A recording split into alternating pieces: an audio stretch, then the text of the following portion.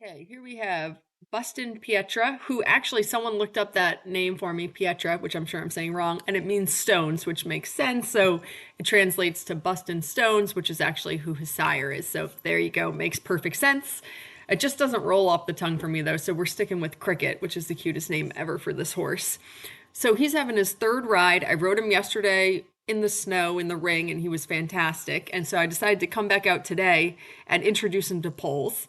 And I have to say, this horse has just taken a huge breath in the last 24 hours, and he has just relaxed an unbelievable amount. And I would love to take some sort of credit for that or say what the magical spell was. I don't really know. He just all of a sudden today was just so much more relaxed. Not to say that he was terribly unrelaxed before, but it was just noticeable just how chill and quiet he was in his brain today. So let's see, we are doing very boring things here in this video. We are walking over a bunch of stuff to start, and then we're going to trot around over a bunch of stuff. And then actually, he doesn't really figure out just naturally to sort of start landing in the canter. He actually kind of wants to go up, but not across, which is a pretty normal thing.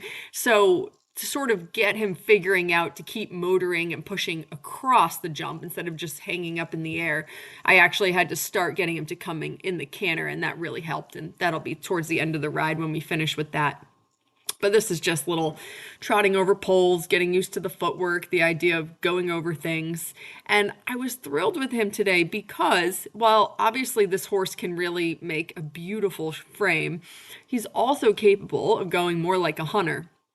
And I really like to, if the horse will let me, if they don't need as much structure, I really like to let them go with their noses poked out when they're learning to jump, because obviously horses see better with their head up and their nose out, and it just sort of lets me hang out in the back seat and not interfere as much. So I'm just trying to stay out of his way as much as possible. And then a little later on, I decide that he needs to start coming a little bit more forward, motoring over the jumps, and then I help him out a little bit. But here, I just want to sort of hang back and just let him sort of figure things out for himself. And he's being really easy about that because he's happy to keep coming along in this really steady, easy pace.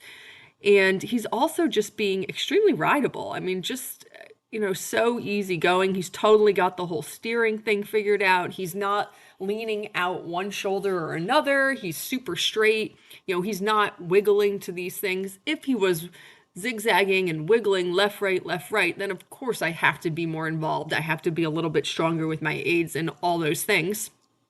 But he's not doing that. He's literally, I'm just pointing him on a straight line, and then he's just coming along without really needing any extra input from me. So I'm just happy to let him sort of figure out his things.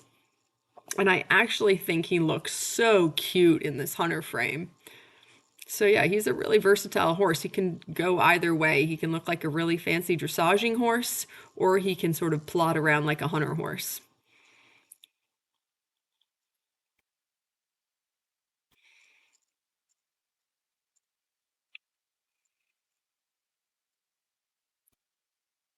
I just love how, on his first ride, he was wanting to lean in that corner down there by the gate.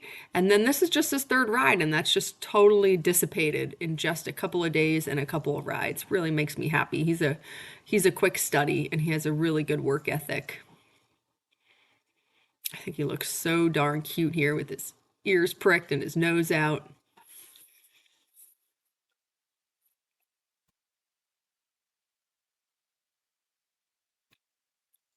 So here I'm just going to give him a little tap behind my leg, just some encouragement, and that was so much better.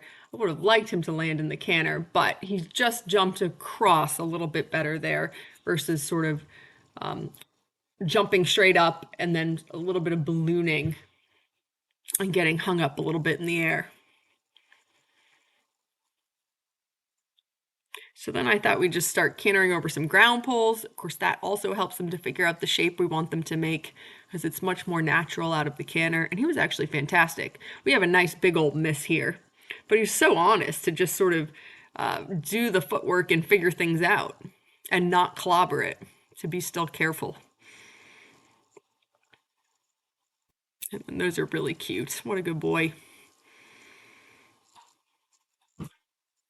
think we did a better job this time around. These poles on the short sides here out of the corner, they're actually pretty tough, especially for such green horses.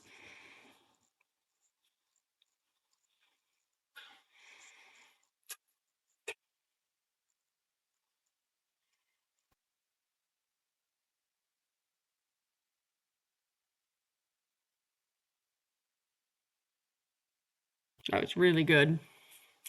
Of course, in a perfect world, we would have landed on the right lead, and that's really more on me. I should have been paying more attention to what we were doing after the jump instead of just being so excited that we got there on a nice spot and that he was a good boy jumping across.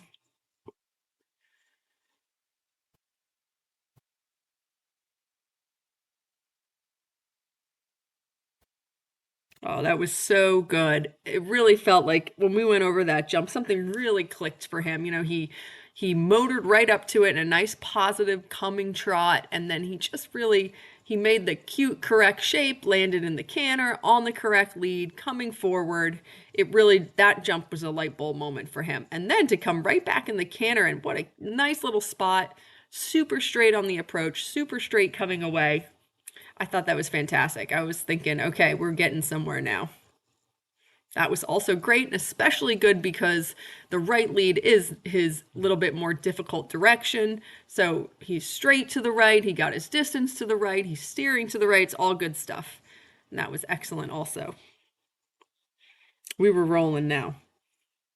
And so we're almost done, of course. So good again. So really couldn't have been happier with this little guy. He was phenomenal. So here he is on cross ties before we rode. I mean, again, he's just taking every day. It's like he's just taking a bigger breath and chilling out more and more. Today was definitely the best he's been standing on cross ties. Absolutely nothing remarkable about it, which is perfect. He was just a boring horse standing on cross ties. So he is figuring it out. And then after this cross tie clip, I have some video of him in his stall because he is a mile weaver. He doesn't weave at all in turnout, but in a stall he'll weave a little bit. When he first came, he was weaving, I don't know, what I would call a normal amount, maybe 1 out of 3 times I would look at him in his stall and he'd be weaving. But now it seems like it's 1 in 10 times I look at him and he's weaving. He's really chilled out in his stall. So I thought I would take a little bit of video to document that. He was eating his alfalfa before I picked up the camera, but of course, then I pick up the camera, I'm distracting them, so then he had to come over and say hi. And that's his friend Sumo that I put him with. Sumo is just a big, gentle giant, so just sort of like the right vibes for cricket.